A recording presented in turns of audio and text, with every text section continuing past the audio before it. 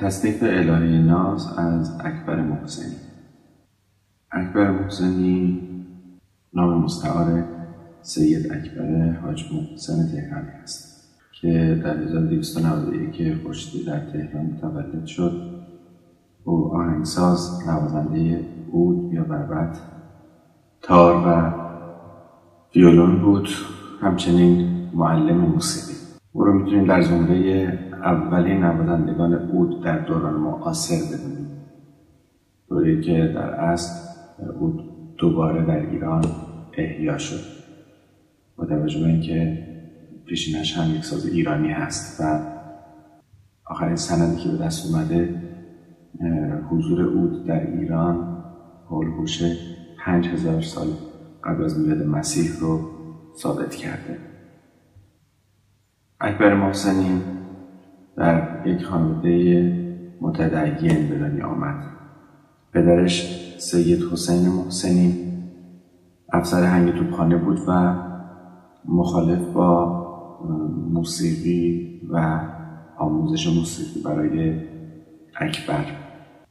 اما پس از مرگ پدر او به کمک شوهر خواهرش تونست به کلاس موسیقی بره و به شعبه موسیقی نظام وارد شد که زیر نظر دارالفنون بود و سالار معزز در اونجا ریاست شعبه رو داشت و در این مدرسه موسیقی او با خط نوت آشنا شد.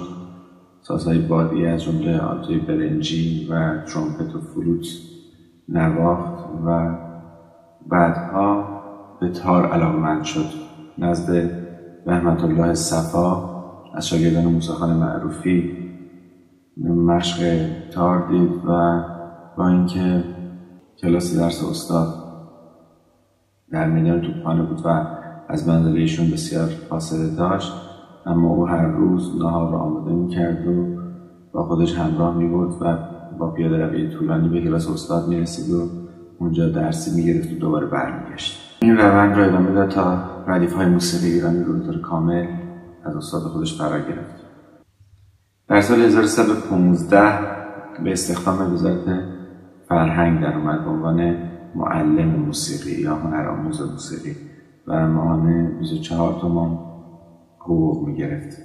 البته بعدها به کسوت استادی هم در اومد و در همون وزارت فرهنگ به تدریس مشغول شد تا اینکه به عنوان معلم موسیقی برای ایرانیان مقیم عراق به بغداد فرستاده شد و این مأموریت هم به ایشون داده شد که در اونجا عود و بربط و تکنیک‌های اون رو فرا بگیره و بتونه در ایران اونها رو انتقال بده به هنرجویانی که علاقه‌مند هستن و به نوعی دوباره این ساز باستانی رو در ایران احیا کنه. او در عراق نزد استادان بسیار خوب این ساز از جمله جمیل بشیر، سلیمان شکور، گلخماش، وکیل و همچنین حکمت فاضل عراقی آموزش دید و تکنیک‌های مصری و عراقی رو جمع‌آوری کرد و بعد از 4 سال که به ایران برگشت اونها رو تدریس کرد در ایران. این سفر اکبر محسنی به 1336 برمیگرده و سال 1340 ادامه پیدا میکنه. او در هنگام تأسیس رادیو به استخدام رادیو ایران در میاد و زیر نظر علی نقی وزیری در ارکستری که به رهبری او تشکیل میشه تارباس مینوازه. بعدها در ارکستر انجمن موسیقی ملی به رهبری روح الله خالقی هم به نوازندگی و هم به آهنگسازی میپردازه. محصل این کار اثر جاودان الهه ناز هست که با اینکه شاید به نظر برخی از اهل فن آنچنان پیچیدگی‌های هنری در این اثر موجود نیست یا به نوعی یک اثر عوام گرایانه هست، اما در خاطر ذهنی و قومی ایرانیان نشسته و به عنوان یک اثر جاویدان در موسیقی ایران شناخته میشه. البته نباید از شعر بسیار زیبای کریم فکور در این اثر و همچنین خوانندگی بسیار استادانه غلامحسین بنان و همچنین تنظیم روح الله خالقی غفلت کرد. او در مجموعه انجمن موسیقی ایرانی به دعوت روح الله خالقی به تدریس موسیقی هم مشغول میشه. آهنگسازی او میتونیم بگیم اولین اثرش به نام ستار و ستاره در آواز سگاه با شعری از کریم فکور هست که توسط همون ارکستر به اجرا در میاد و پخش میشه.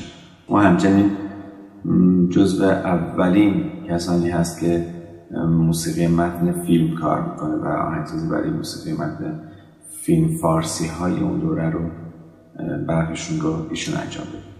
پس از تأسیس تلویزیون ملی ایران او به همکاری با تلویزیون مشغول میشه و در این دوره هم به آهنگسازی و نوازندگی میپردازه.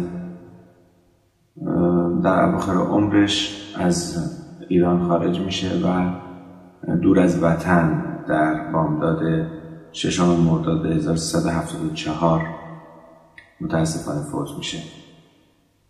او بیش از 500 آهنگ و قطعه موسیقی ساخته که میتونیم بگیم اثر الهی ناز جزو شاهکارهای کارهای او هست که از کل این آثار اون بیشتر از بقیه در ذهن‌ها مونده و بزرگترین افتخار هم برای یک آهنگساز اینه که حتی یک آهنگش به این شکل در قلب‌ها رسوخ کنه. این آهنگ به مناسبت تولد تنها دخترش سروده شده و ساخته شده در آواز دشتی هست. این آهنگ رو در آواز دشتی می اجرا می‌کنیم.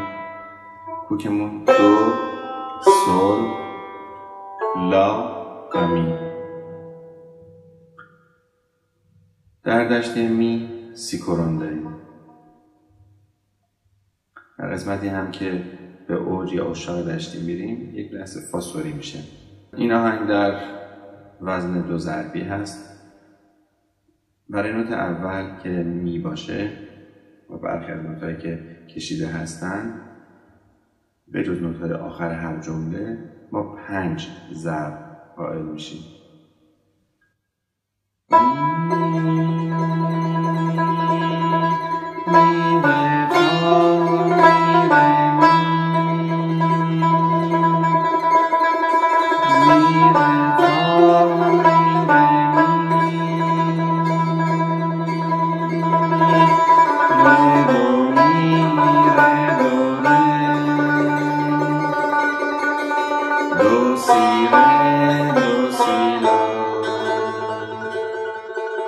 همین جمله کلاً تکرار میشه.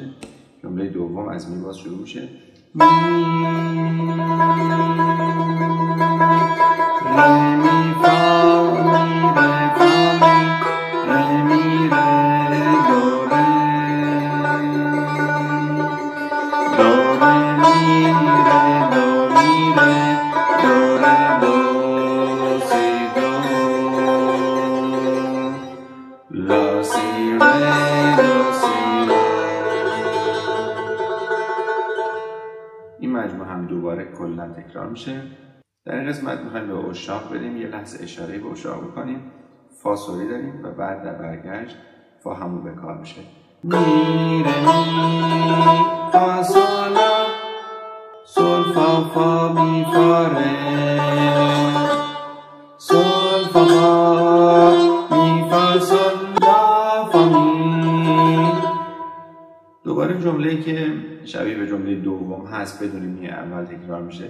ره می فا می ره فا می ره می ره دو ره دو ره می ره دو می ره دو ره دو سی دو لا سی ره دو سی لا. و باز دوباره همین جمله آخر تکرار میشه. این قطعه رو به صورت 80 اجرا میکنیم. باز ای لا ای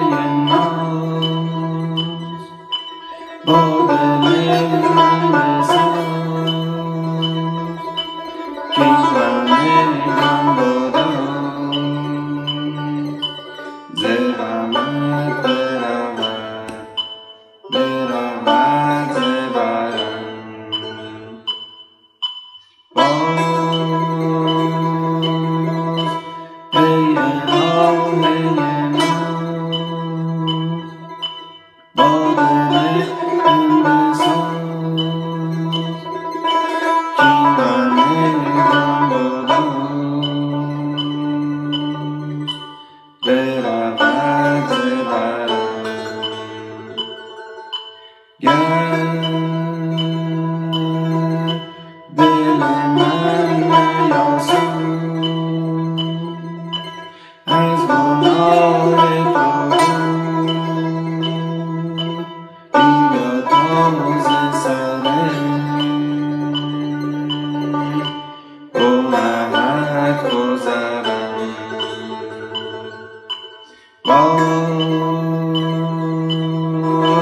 میکنم دست یاری به سویت دراز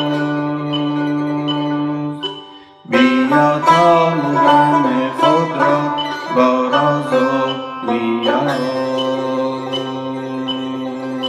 ز خاطر ببرم